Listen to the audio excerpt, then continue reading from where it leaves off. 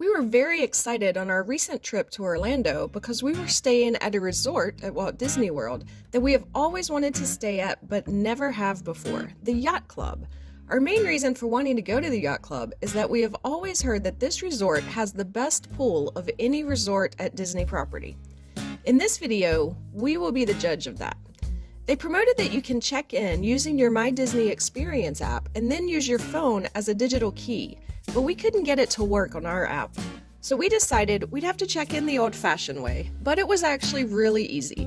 There was a cast member waiting in the lobby with a tablet, and he greeted us, asked for our name, and then he checked us in on the tablet and then got us our key cards. We freshened up in the room and got ready for our dinner reservations. Our dinner reservations at the Boathouse at Disney Springs were for 9:45 p.m., so we had some free time to walk around Disney Springs first. This is one of our favorite shopping and dining districts out of everywhere we have traveled. It is so well themed, there are so many restaurants here that it will take 100 more trips for us to eat at them all. There are a lot of stores here, some Disney themed, some not. Some are so expensive that we wouldn't ever buy anything in them, but there are plenty of reasonably priced shops here too.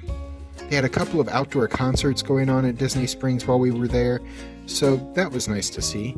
And then it was on to the Boathouse. We have always heard good things about the Boathouse, and it has been on a list of restaurants we've wanted to try for a long time now. But the reason we selected it on this trip was that we had heard they had dueling pianos in the restaurant on weekend nights. One of our favorite places to hang out on Disney property is Jelly Rolls. This is a dueling piano bar at the Boardwalk Resort, but they've been closed for an entire year now due to COVID. We actually have a planned Jelly Rolls video that we're going to post, but we've been waiting for Jelly Rolls to reopen to actually post it, and they still haven't reopened. But subscribe to our channel if you haven't already and click the notification bell so YouTube can notify you when our videos are posted to see all of our upcoming Disney and other travel videos. We really enjoyed checking out the dueling pianos, and we enjoyed our meals here. We're going to do a separate restaurant review video with the Boathouse coming soon to show you what we ate and go into greater detail about the experience. Disney Springs was closed by the time we walked out of the Boathouse, though there were still a few customers in the restaurants finishing up their meals. So it was a nice, uncrowded walk back to the parking garage after a great meal. After getting to bed late a couple nights in a row, we slept in the next morning, and after getting ready for our day, we toured the resort and recorded it for an upcoming Yacht Club Resort tour video. Then it was time to find out for ourselves if the Yacht Club has the best pool on Disney property. The Yacht Club shares its main pool with the adjoining Beach Club Resort. The pool is actually a 3-acre mini water park named Storm Along the Bay. It features the longest water slide of any Disney World resort, a 230-foot water slide that starts outside the pool area on a pirate ship and goes over a walkway ending in one of the Storm Along Bay pools. Both Jack and I climbed up the spiral staircase of the pirate ship to this slide, and it was a lot of fun. There is a smaller slide for kids that begins and ends on the pirate ship itself as well. There's also a lazy river, which we loved floating around in inner tubes. There are 3 hot tubs, including one that was labeled as being for adults only. Much of the pool area here has sand bottom, which Jack really liked. I didn't love it. The reason I like pools more than swimming in the ocean is the lack of sand, so it wasn't the greatest part of the attraction to me. There was a zero-entry children's wading pool along with piles of sand along the shore where kids can play in the sand. This really was an amazing pool. We spent the entire afternoon here in the pools and the hot tubs and laying out in the deck chairs. We can see why people love this resort pool. We haven't tried all of the resorts yet, but of the ones we've stayed at, this is definitely the best Disney World resort pool, and we're not aware of any others that could really compete with this one. We had a bit to eat at the pool bar. They have a pretty limited menu featuring several different sandwiches and a salad, but we got hummus and pita chips for $4.49. They came with carrots and celery. Alice got a strawberry margarita for $15. I got a drink that is served at numerous locations on Disney property, including most pool bars, and that is the Pina Colada for $13. This drink is a pina colada mixed with raspberry puree, and it was delicious. Like, so delicious it's worth leaving your room and going out to the pool bar, even if you otherwise don't want to go out to the pool, just to get this drink. The pool area was visited by 2 celebrity dogs while we were there. There was Mickey's pet dog, Pluto, who came out to greet us along with Mickey's friend dog, Goofy. They hung out on the elevated tanning deck that was closed to visitors, so everyone in the pool area could wave and get socially distanced selfies with the dogs. They stuck around for about 15 minutes. It was pretty cool running into characters even though we weren't actually in the parks. They had some cast members leading games for kids and dancing and helping kids make tie-dyed t-shirts. So there were activities going on in the area throughout the afternoon as well.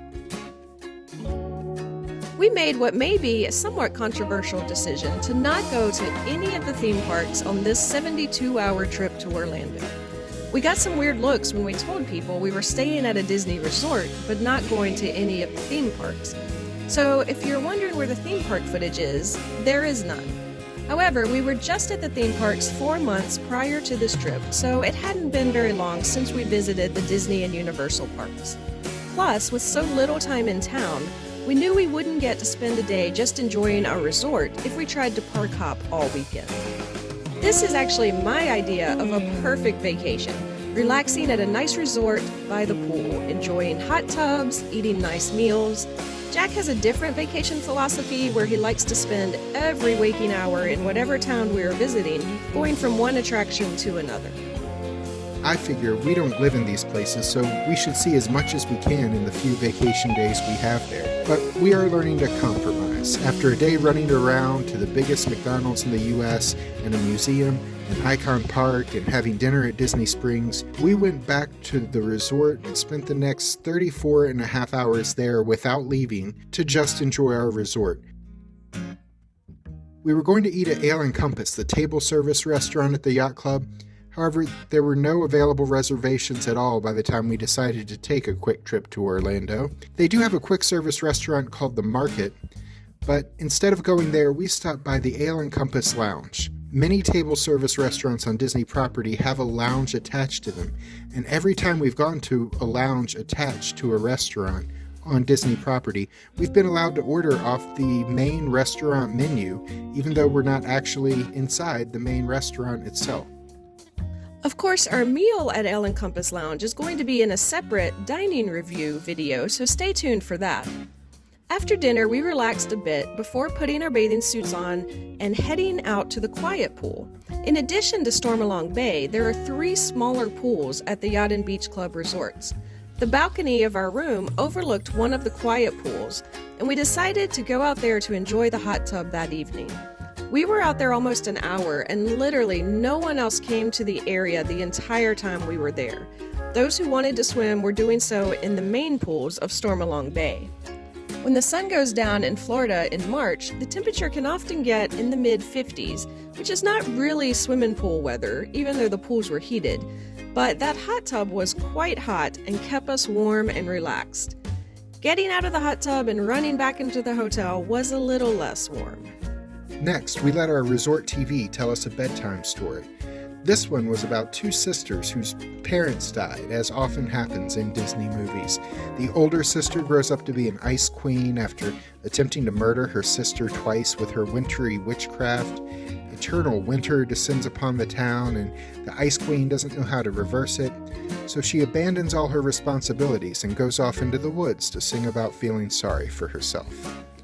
I fell asleep, so I can't really spoil the ending for you, but I remember there was a snowman. I think that's probably where we should end this one. We still have most of a day left before we return to the airport and fly home. We hope you'll tune in for that. And if you enjoyed our video, please click the like button. And you can leave a comment below sharing with us your favorite Disney resort pool, or your favorite Disney resort lounge, or anything else that comes to mind. I'm Alice. And I'm Jack. And we'll see you the next time we're traveling through.